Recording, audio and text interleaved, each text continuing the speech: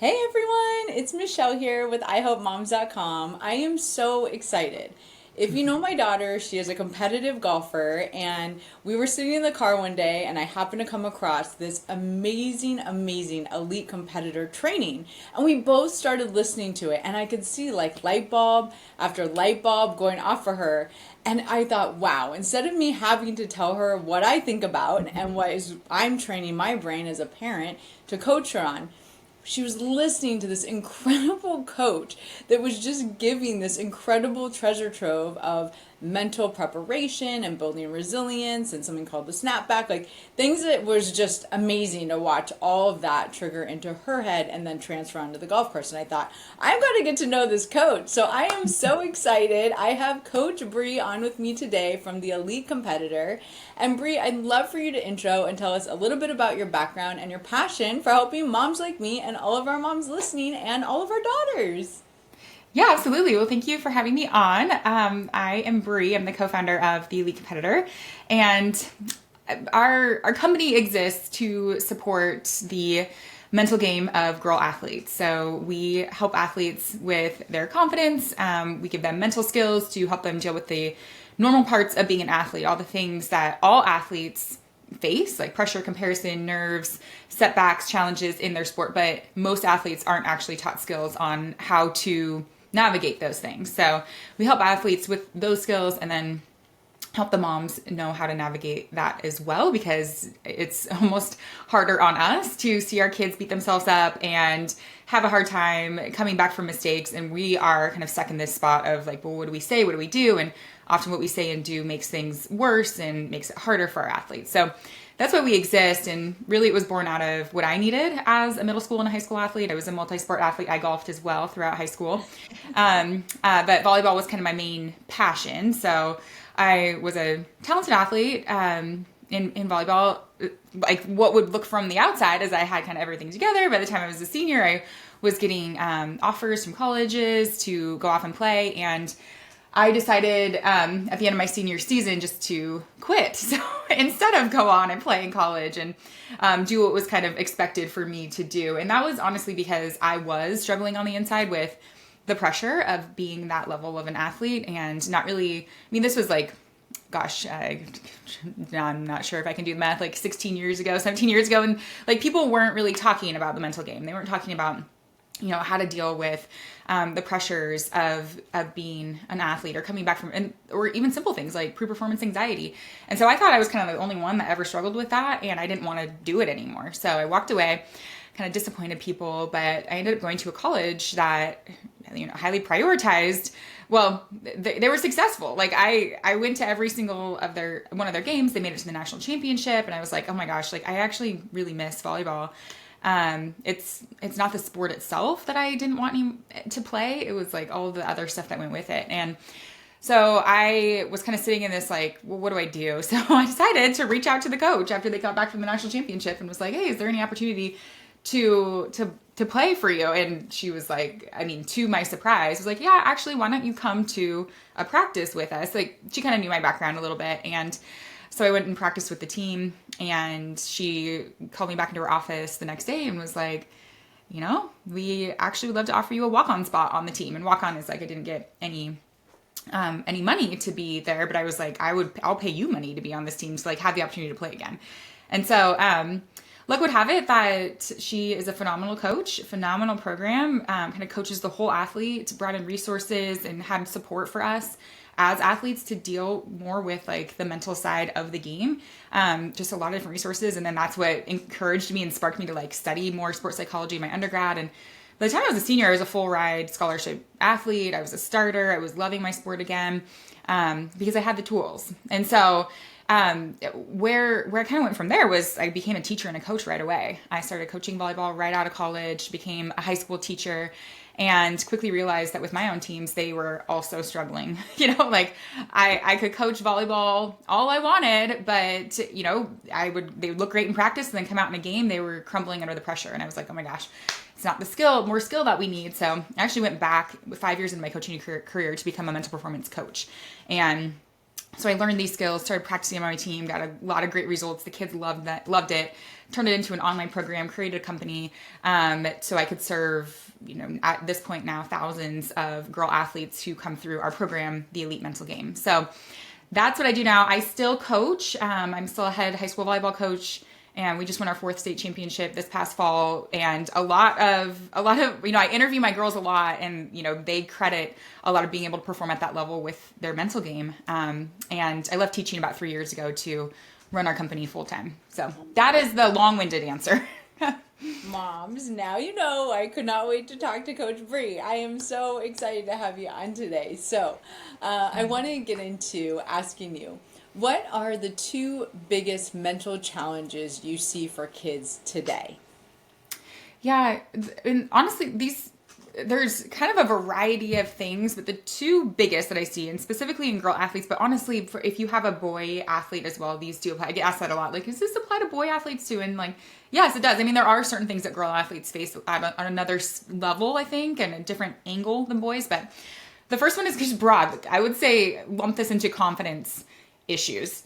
And what I mean by that is self-doubt, fear of failure, comparing themselves to their peers, overthinking mistakes, which kind of leads to this lack of confidence. And what we see is like when your kid starts their sport, they have this joy and this passion, and you can't get them off the field or off the court, and they just love it. And then somewhere along the way, like coaches happen, teammates happen, the pressure gets a little bit more. They say 70% of youth quit sports by the age of 13, and one of the main reasons is because it's not fun anymore, and that the pressure that they're feeling from coaches and from parents is happening just younger and younger and younger. And so they start to kind of question, like, do I belong here? Am I good enough? And so that, I would say, just confidence in general. And we lean on Dr. Becky Kennedy's work and research in this area, that confidence is self-trust, and being able to trust. It doesn't mean confidence is feeling good all the time, and confidence means that you're going to win all the time, and you're going to have like amazing practices and amazing games 100% of the time. Confidence is, I can trust myself that no matter what happens, I'm going to be okay. I'm going to be able to adapt. I have the skills to overcome. And a really simple example of that is mistakes. Like, mistakes are kind of the big thing that shakes athletes' confidence, because they mess up in front of a lot of people, and our brain's number one job is to keep us safe, and that includes psychologically safe. And so when teens and tweens are messing up and making mistakes in front of their coaches, their peers, their parents, fans, and they're now like at a threat to their psychological safety, and they're having a hard time, right? They're spiraling. And so now then they hesitate, because they're like, I don't want to do that again. I don't want to get pulled out. I don't want to get yelled at. I don't want to be embarrassed. And so then they hesitate, and they kind of like, adjust their biomechanics a little bit, and that leads to more mistakes. And so now 1 is 2 and 3, and their shoulders are slumping, and they're just like, as a mom, you're watching this and you're like, oh my gosh, it's happening. When athletes have a routine to get over mistakes fast, and we call ours, like you mentioned, the snapback routine, they can head into that competition like feeling free, like being able to take risks and swing away and take the risky shot, because they're like, well, yeah, a mistake might happen, but I have a way to get over a mistake. That's not the worst thing.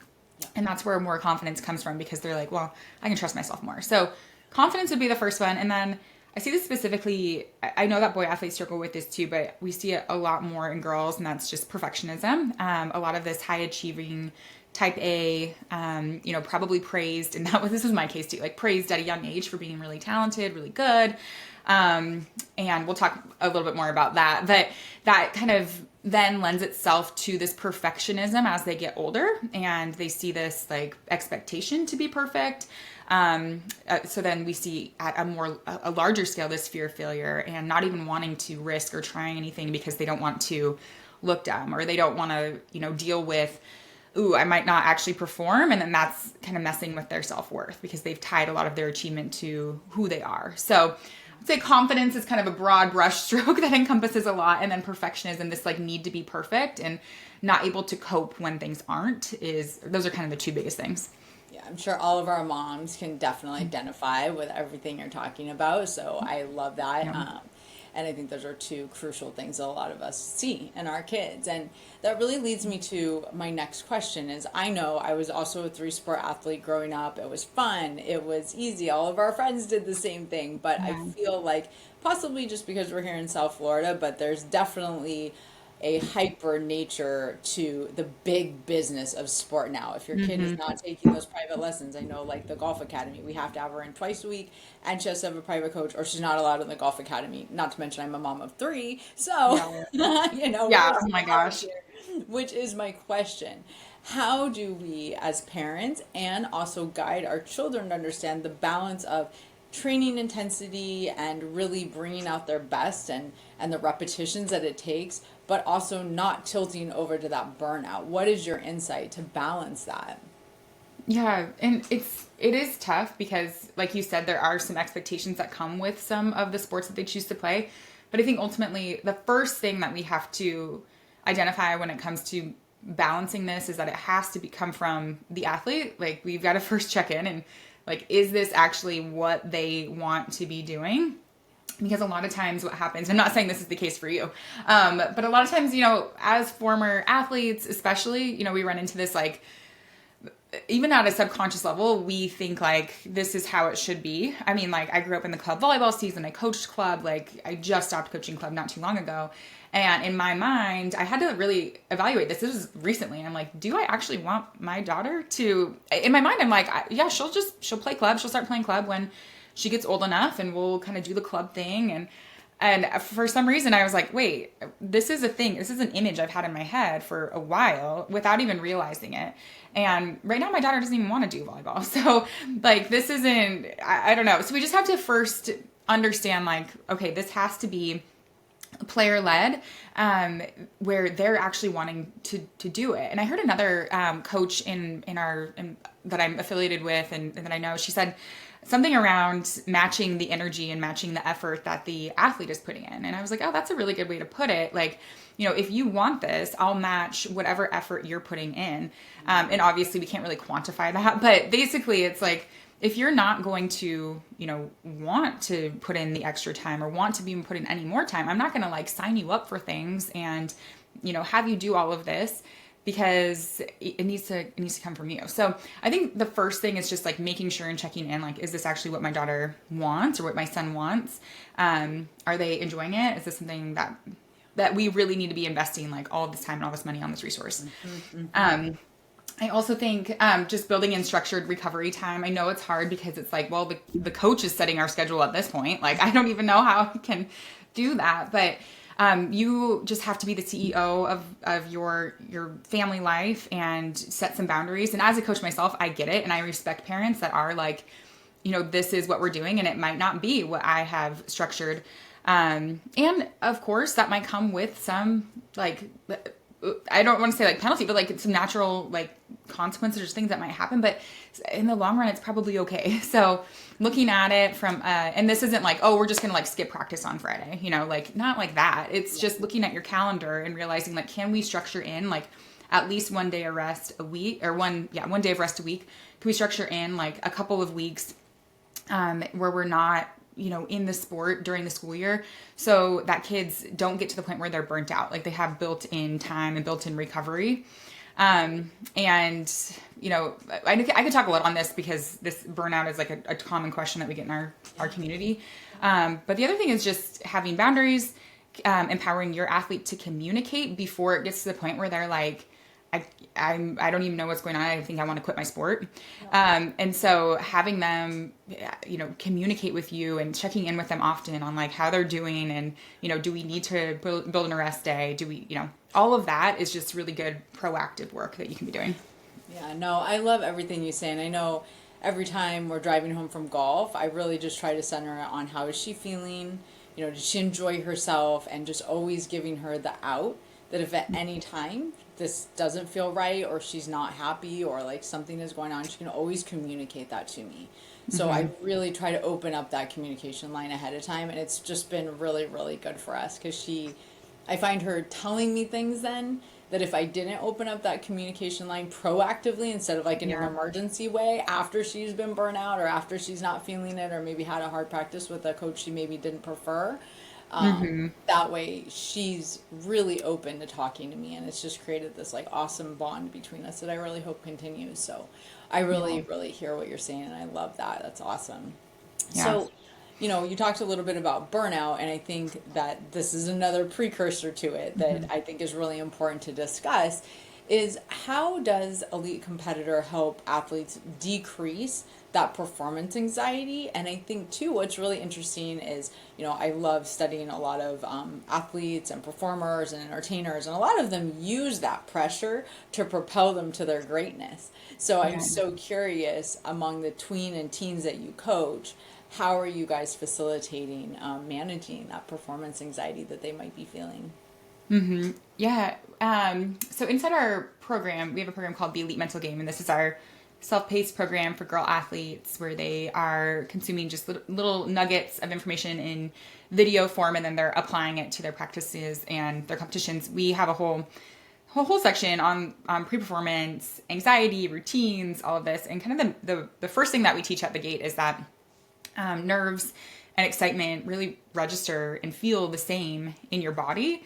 It's really with how we label it. So do we label this as anxiety and nerves that's going to be like bad for us, or do we label it as excitement and something that is actually preparing you to compete?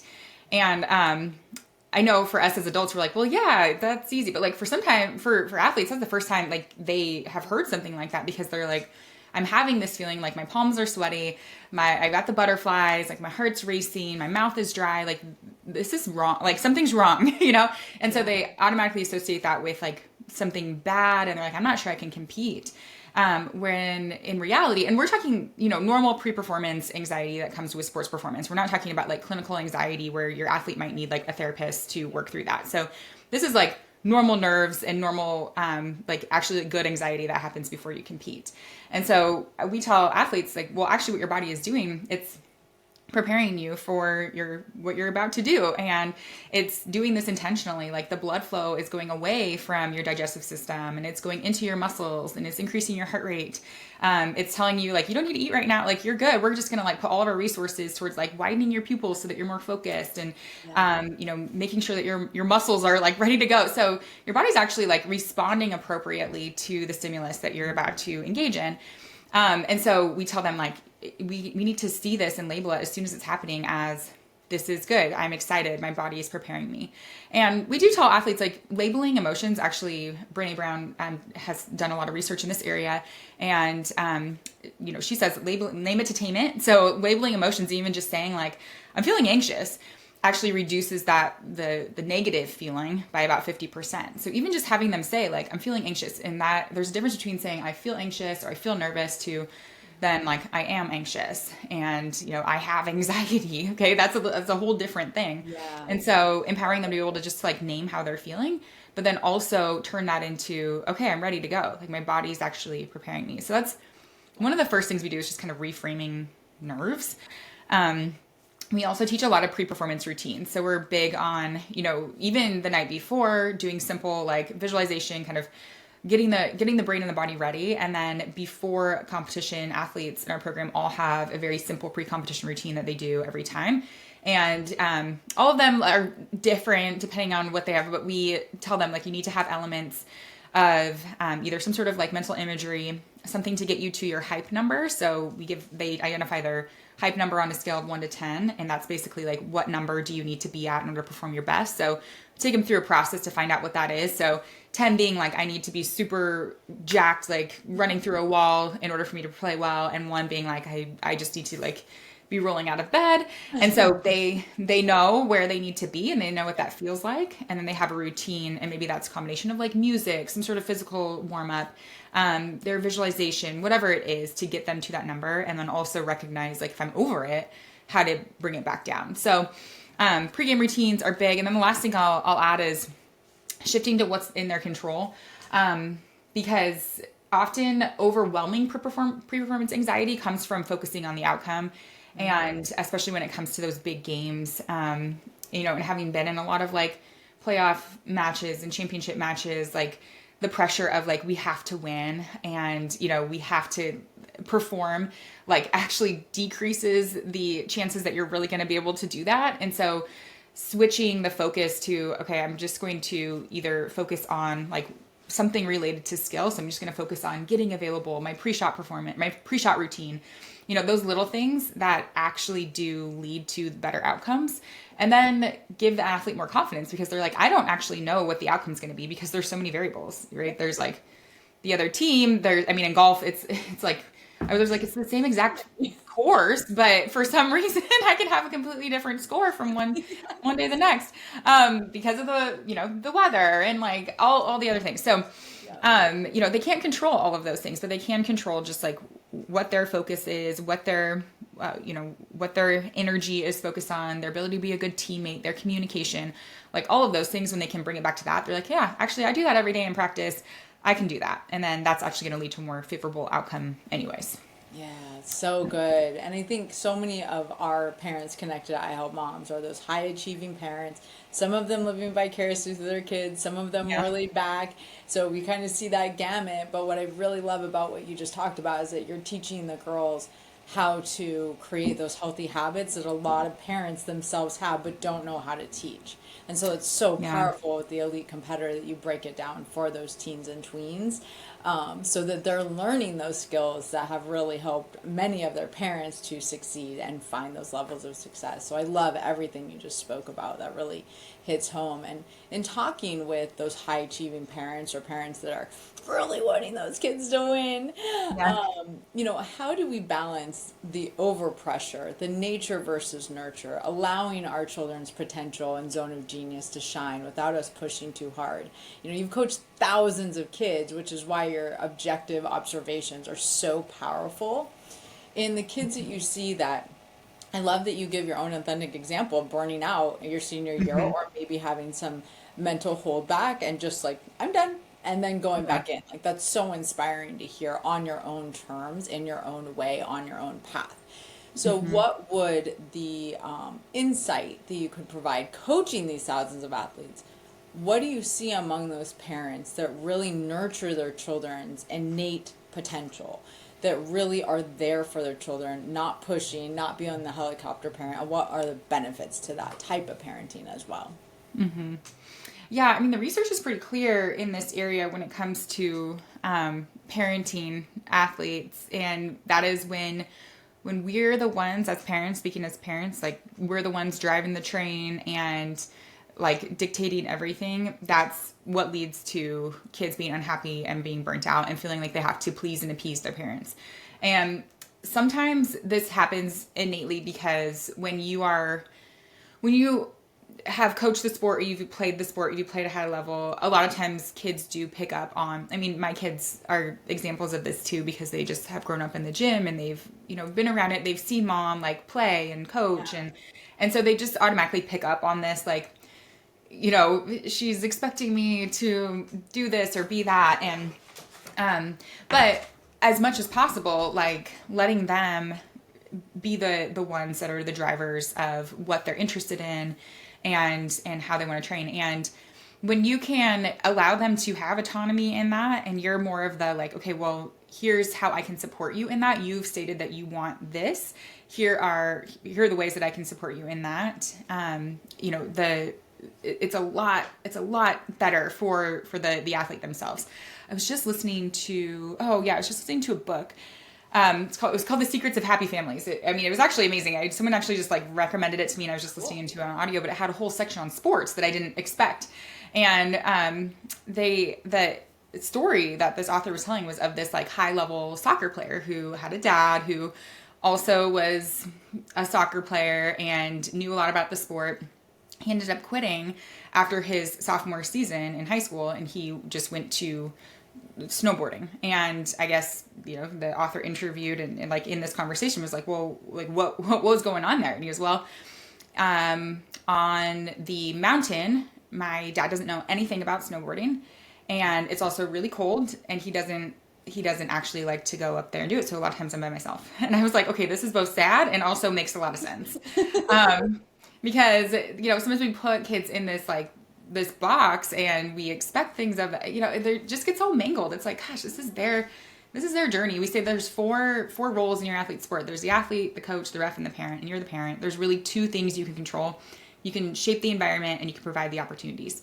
So provide the opportunities for their physical training, for their mental training based on like what you see that they're interested in. And then you shape the environment for them with your verbal and your nonverbal communication. So what you're saying to them before, during, and after they compete, a lot of that, just like with the athletes focusing on what's in their control, if we can shift our focus more to who they are outside of their sport, more on the process versus the outcome. So instead of, praising the PR that they got, and we're going to be excited about it, but also just bringing it back to like, honestly, that's a result of how much work you've been putting in, or every day you're going and you're practicing even when you don't want to, like all of those things that are in their control. And also highlighting what we call in our program, their positive innate qualities. So who they are outside of their sport, and just really leaning into those, because a lot of times athletes get these things mixed up and they're like, I just am a golfer. I am just a volleyball player. That's who I am. And then when they tie their identity to that and their achievements, they're going to have bad days on the course. And like now all of a sudden, instead of it being like, yeah, I had a bad practice, it's like, no, I am a bad person. And I don't deserve to feel good about myself until I can redeem myself on the court or the field. And that's a really tricky place to be in, where they're getting kind of like that identity, mixed up. So I would say for parents, it's a lot of like, know what your role is in their sports journey. And what's the end goal? Like, why do you even have your kids in sports? We, in our program also, that half of it is for parents, and we have them come up with like, what is your sports parent like credo? What do you believe in? What is it that you stand for? Because it's a lot of time, a lot of money, a lot of energy to be investing. And like, what's the end goal here? And if it's, I want a college scholarship for my kid, like, you're going to be disappointed. They're going to be disappointed. Like, it's just, it's definitely possible, but it's going to be a lot more possible if it's the athlete that's driving that and you're the one supporting. And that also comes with like letting them make mistakes and letting the train wreck happen a little bit. So, we also give the example of being a river guide parent. So you mentioned like helicopter parent, lawnmower parent. We've kind of heard those analogies, like we're just hovering over everything. We're just knocking down all the obstacles in the way. We say we want our parents to be a river guide. And that comes from, we host a retreat for moms and daughters in Costa Rica. And we go on like this waterfall rappelling activity. And the first year we did it was like 4 years ago. And we had these amazing river guides that were helping us rappel down these 5 waterfalls. And they were amazing because, we were harnessed in, but they were letting us like rappel with the right amount of support to where we were building the skills as we were going down. But if at any time we were going to be like in a dangerous situation, they were there kind of like, okay, whoa, no, come this way. But for the most part, as much as they could, they were letting us do it on our own and just kind of like guiding us. By the time we got to the 5th one, we were like, hey, we know what we're doing. Whereas, if we're just like always removing the obstacles and like telling our kids, like, this is what you need to do. Nope, this is how you need to respond. And like, we slipped a little bit on some of the rocks, but it was like not detrimental. It helped us learn. And, the river guides could have easily been like, oh, I could have prevented that slip. But no, they let us to like within safety, like make those mistakes and make those errors so that we could learn. And that's kind of like what we need to remember as we're going through this sports parenting journey too, is like, they're probably not going to make the same choices that, well, honestly, we probably would have made the same ones when we were their age too, but like that we would now, like, okay, you're staying up way too late. You're going to be tired. You're going to miss your workout in the morning. Like, you're going to have to deal with the consequences of that. And another parent that I was chatting with was like, I'll drive you to the morning workout every morning, but I'm not getting you out of bed. Like, it's your responsibility to get out of bed. And if you're not up, I'm not going to take you.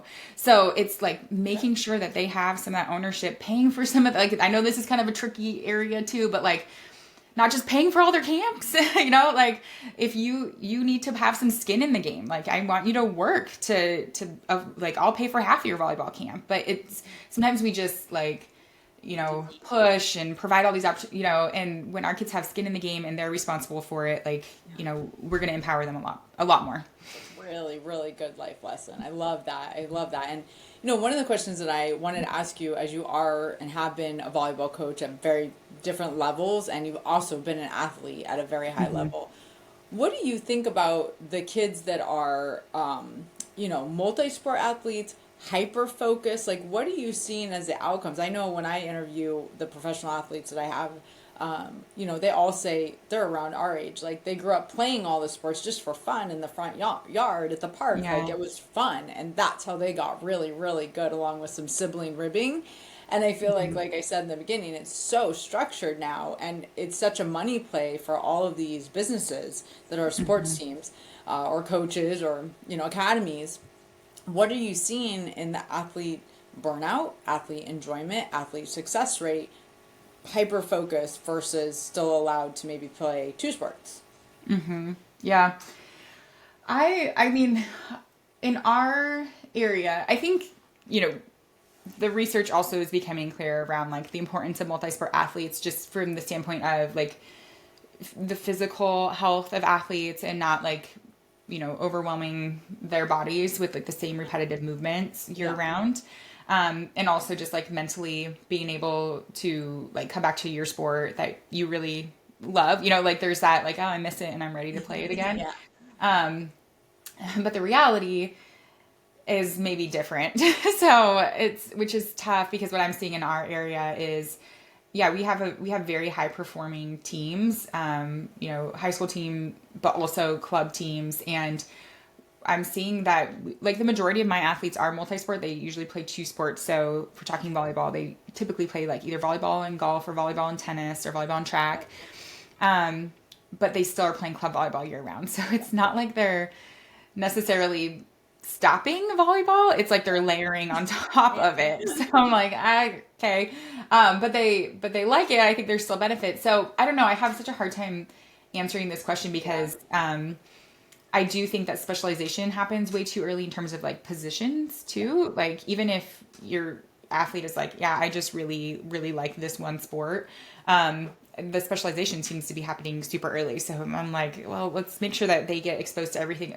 I know, I'm sorry, I keep giving volleyball examples, but for the example of volleyball, it's like, if you're tall, you're like put in the middle and then not allowed to pass. And it's like, oh gosh, we're like robbing these tall girls of like their ability to like play half the sport, super early. So there's that. And then also like, it comes down to what your family values are too, because I talk to a lot of sports parents in our community and they're like, you know what, like you're playing two sports and that's just what it is. You can have your main sport, but you've got to have some other supporting sport. And we are going to take this much time off.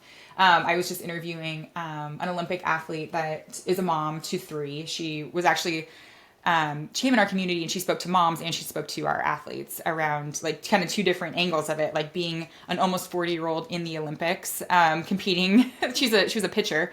And then she, was an athlete. So she was talking to like the athlete side of it, but she was like, knowing what I know as an Olympian and being through it for so many years, like I can see the train wreck that happens when kids are specializing too early and they're only focused on one sport. And so she's like, we're on the mountain, in the winter, we're snowboarding and we're skiing. I'm not saying like, yeah, you must now pay thousands of dollars to invest in, Sure. but it's, there's other ways you can do that. And yeah, she just was super clear around like, yeah, you guys all love soccer, but we're not doing it year round. We're not doing it. And so I thought I was kind of like inspired by just her like firm boundaries around that, because she's like, yeah, this is just what our family rules are, because I've seen it go really, really poorly if we don't. So I love that. And I think family values is what it comes down to. Incredible talking about mental resilience and helping athletes not burn out, and qualities for helping with that pregame anxiety that they may be feeling and identifying those feelings. I mean, the insight you've given has been awesome. I want you to tell us a little bit about how do we find that training, what your website is, because honestly, moms, I recommend everyone do this training. It was so valuable for us, and she went on to have an amazing golf journey after just hearing the few tips you did. And this summer we're going to do more training with you when she has a little bit of time. So Yeah. tell me a little bit about that free training for sports moms. Yeah. So that's at trainhergame.com. That's where you can register for that training. And we go over kind of just the really basic ways that you can be strengthening your athlete's mental game without being pushy. We talk about how to help them overcome mistakes. We go over our snapback routine, how to help them release some of the pressure that they're feeling and flip their negative mindset. So kind of like three big buckets of areas that are impacting their mental game. And then it's also where we talk about our program, the Elite Mental Game. So that's our signature self-paced program that I was mentioning a little bit. And on that training, we give a discount as well for that program. So if you're like, oh, this sounds great, we want that to be our next step, then when you register for the training and show up, you get a discount on that. So that's at trainhergame.com. I'm also on Instagram at Elite Competitor Coach. So we post little nuggets there, a lot of free content on our Instagram page, and then also on our podcast, where we have a podcast that we update weekly. It's Raising Elite Competitors. So yeah, that's where you can find all of our info. I love it, Bree. Thank you so much for your time today. And I just want to encourage all those moms out there. If you're a girl mom like me, and some days you're wondering, am I doing this right? Am I normal? Am I really nurture my kid the way they need to be nurtured? I mean, all these things that go through our mind. Coach Bree is an absolutely incredible resource, and I just feel really lucky to have sat with you today, and I look forward to continuing to connect my daughter to your program. So thank you so much, Bree. Yes, thank you so much for having me. We'll chat soon. Thanks, Bye. Bree.